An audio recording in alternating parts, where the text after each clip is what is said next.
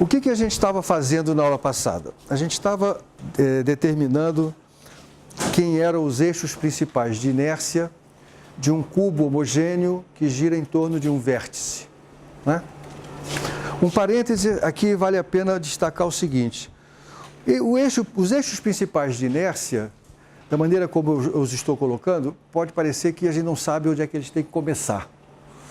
Na verdade, nós temos duas situações distintas. Uma é quando eu estou estudando a rotação de um sólido que tem um ponto fixo, que é o caso aqui. Eu estou prendendo o vértice desse cubo e estou estudando rotações que mantêm esse vértice preso. Então, tem um ponto fixo na rotação.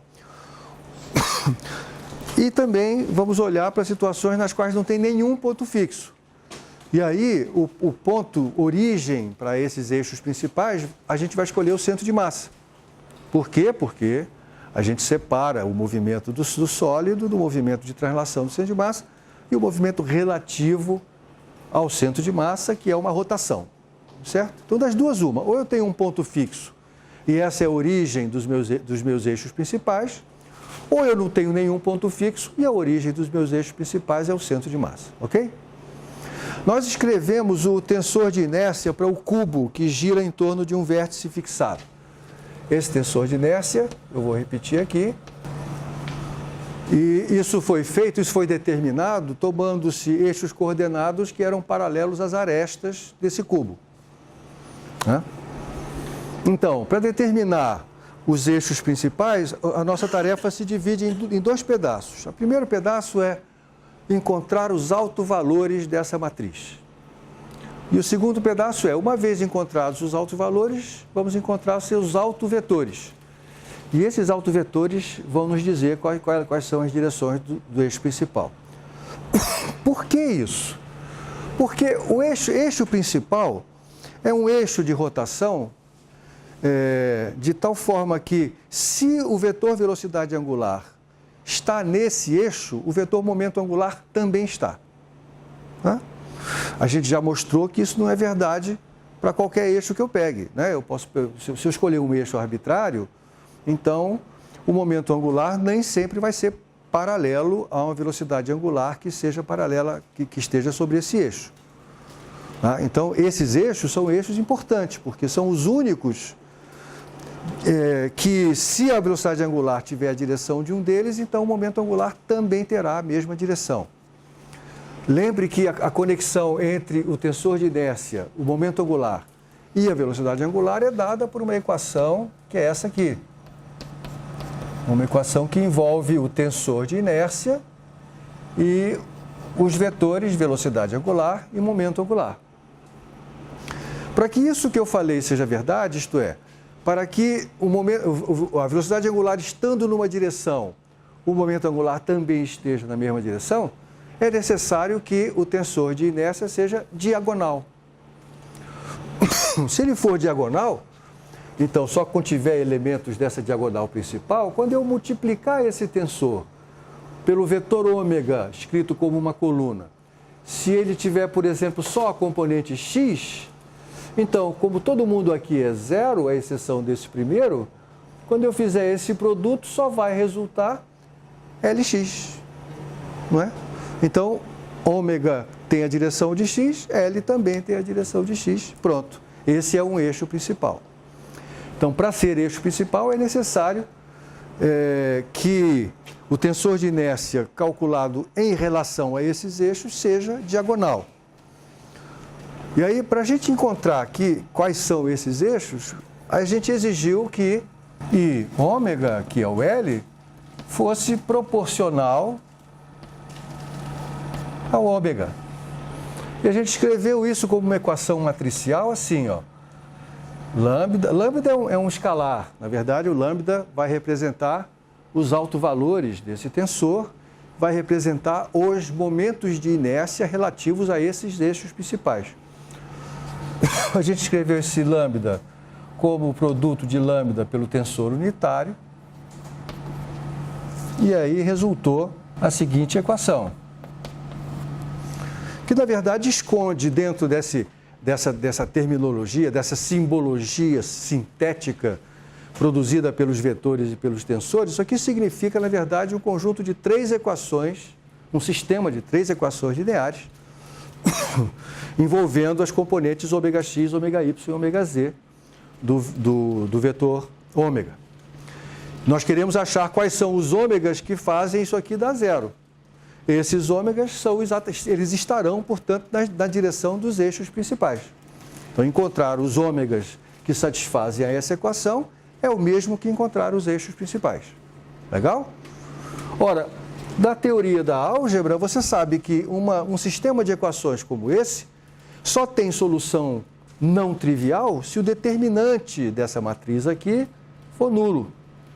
Então, a gente determina quais são os autovalores, obrigando o determinante de tensor de inércia menos lambda vezes a identidade seja zero. Isso resulta, num caso como esse, onde eu estou no espaço tridimensional, resulta numa equação de grau 3. Não é? A gente teve até um certo trabalho para arrumar essa equação de modo a que as soluções aparecessem de maneira mais simples do que usar a fórmula da equação cúbica, que ninguém aqui sabe de cor, né? E eu não sei, muito menos vocês. Né? Essa equação que resulta é chamada equação secular, ou equação característica. Não sei se é esse o nome que vocês dão lá na álgebra, é esse? Polinômio característico, isso. Na verdade é uma equação, porque me interessam as raízes desse polinômio, né? Quer dizer, quando eu calculo o determinante, eu descubro o polinômio característico, aí descubro quais são os valores da variável, no caso o lambda, né? Que faz com que esse polinômio seja zero, ou seja, encontro as raízes desse polinômio. Nós fizemos isso para essa matriz aqui. E encontramos que os seus autovalores, que é como a gente chama esses lambdas, claro, isso aqui é um sistema de 3 equações a 3 incógnitas, nós vamos achar 3 possibilidades em geral para o valor desse lambda. Só que alguns desses valores podem ser iguais. Nós encontramos o seguinte: a solução, portanto, da equação secular resultou. Não esqueça que eu diagonalizei essa matriz aqui, que é uma matriz adimensional. De fato, esses autovalores devem ser multiplicados por esse fator dimensional que está na frente, né? Porque eu já afirmei que eles são os momentos de inércia desse sólido relativo aos eixos principais, tem que ter dimensão de momento de inércia, que é massa vezes distância ao quadrado. Muito bem, uma vez determinados os autovalores, a gente agora vai descobrir os autovetores. Então, como é que a gente faz? Vamos lá. Vamos começar com esse primeiro autovalor, lambda 1 igual a 2. E a gente vai obrigar essa equação a ser verdadeira. Encontrar quais são os ômegas que fazem com que isso aqui seja verdade. Não é? Ou quais são os ômegas que fazem isso aqui ser verdade, acho que é mais simples, né? Então, o que resulta aqui, quando eu escrevo a matriz I menos lambda vezes a identidade, vai ser uma coisa assim, ó. 8 menos 2, isso aqui vai dar 6, menos 3, menos 3, menos 3, 6, menos 3.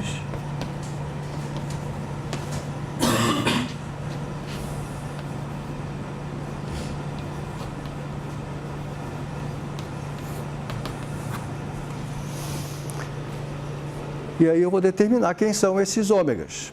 Tá? Na verdade, uma equação, um sistema como esse aqui, ele não vai me dar como resultado valores específicos para os ômega x, ômega y, ômega z.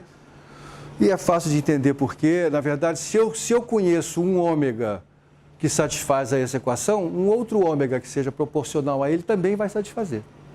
Né? Então, o que ele vai me dar é uma relação entre essas componentes. Nesse caso aqui, eu observo que todos os elementos dessa matriz são múltiplos de 3. Eu posso fatorar esse 3 fora, jogo fora ele e vão resultar as seguintes equações. 2 ômega x menos ômega y menos ômega z igual a 0, menos ômega x mais 2 ômega y menos ômega z igual a 0 e, finalmente, essas são as três equações que resultam. Aí você pode usar uma equação para eliminar uma das variáveis, usa outra equação para eliminar a segunda variável e vai resultar uma única equação com uma variável só, não é isso? É? Ou então você olha para cá e cadê o Zé Vitor? O Zé Vitor é que é especialista nisso, né? São todos iguais, né? Ômega x, ômega y e ômega z tem que ser iguais. Porque desse jeito eu tenho 0 em todos os três, em todas as três linhas. E esse igual pode ser o igual que eu quiser. Você quer que ele valha meio? Ou então você usa valores mais simples, né? Por exemplo, 1. Né? Se ômega x, ômega y e ômega z forem os três iguais a 1, nós temos uma solução desse sistema. E é claro, qualquer valor para esses três, então, contanto que sejam iguais. Então eu já encontrei um dos eixos principais.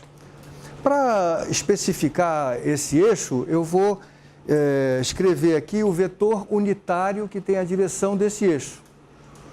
Claro, o vetor que tem componentes 1, 1 e 1 está no eixo, mas ele não é unitário, né? Porque o módulo dele vai ser a soma dos quadrados, vai dar 3. Para transformar ele em unitário, eu divido pela raiz de 3. E aí, então, nós temos o nosso primeiro eixo principal, vou chamar o unitário de E1. Não vou mais usar as letras x, y e z, porque x, y e z foram os eixos dos quais eu parti. Agora eu não vou chamar mais de x, y e z, vou chamar de 1, 2 e 3. O 1, ele é o equivalente ao x, o 2 o y, e o E1 vetor E2 vai dar o E3. Assim como x chapéu vezes y chapéu dá o z chapéu. Então aqui está o E1 chapéu, 1 sobre raiz de 3, 1, 1, 1. Como antecipou o Zé Vitor da última vez, este eixo principal passa pelo centro de massa do cubo. Né? Na verdade, ele é o eixo que está associado à diagonal que começa no vértice que eu escolhi como origem e acaba no vértice, claro, diagonalmente oposto. Não é verdade? Ele contém o centro de massa. Tá? Mas isso não vai ser verdade para os outros. Para encontrar os outros eixos principais, eu substituo o lambda pelo valor 11 agora, né? E aí resulta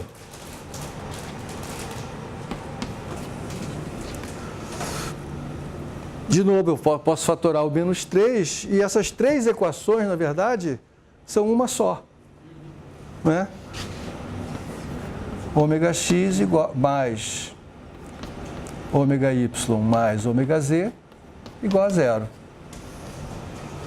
Então, bom, em princípio eu tenho aqui uma liberdade enorme de escolher esses ômega x, ômega y, ômega z. Acontece que, de fato, tenho, mas é importante notar que esse vetor ômega, se eu pegar esse vetor ômega, que atende a essa condição, e tomar o produto escalar dele pelo E1, vai dar 0. Aliás, isso aqui é o próprio produto escalar, né? Ômega escalar E1, fora a raiz de 3 aqui, que não tem importância nenhuma nisso.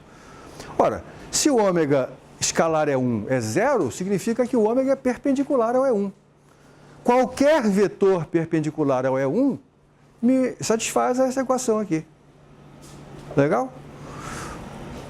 E se eu tenho o E1, portanto tenho o plano perpendicular ao E1, eu posso aqui selecionar quaisquer vetores desse plano que sejam ortogonais entre si, que eu cheguei.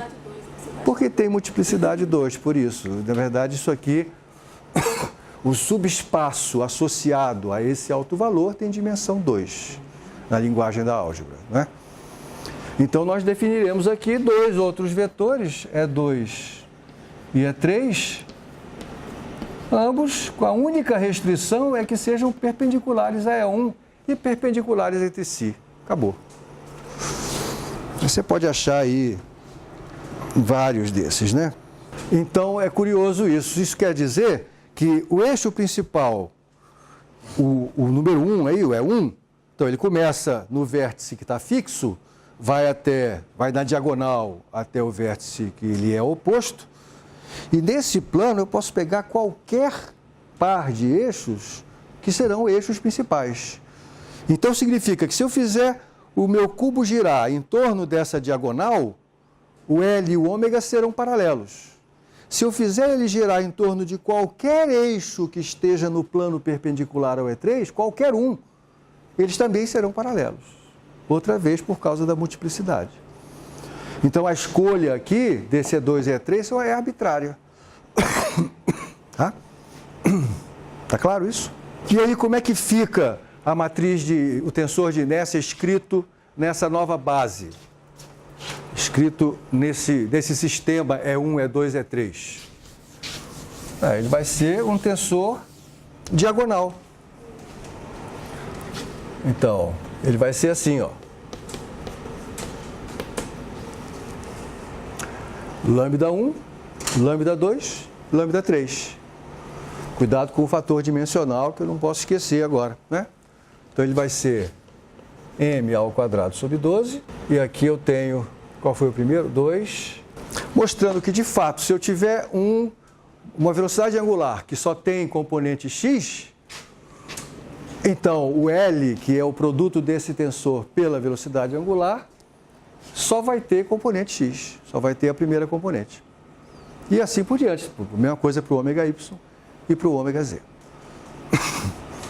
Que nesse contexto aqui eu não vou mais chamar de ômega x, ômega y, ômega z, vou chamar de ômega 1, ômega 2, ômega 3. Ômega na direção do E1, ômega na direção do E2, ômega na direção do E3. Tá?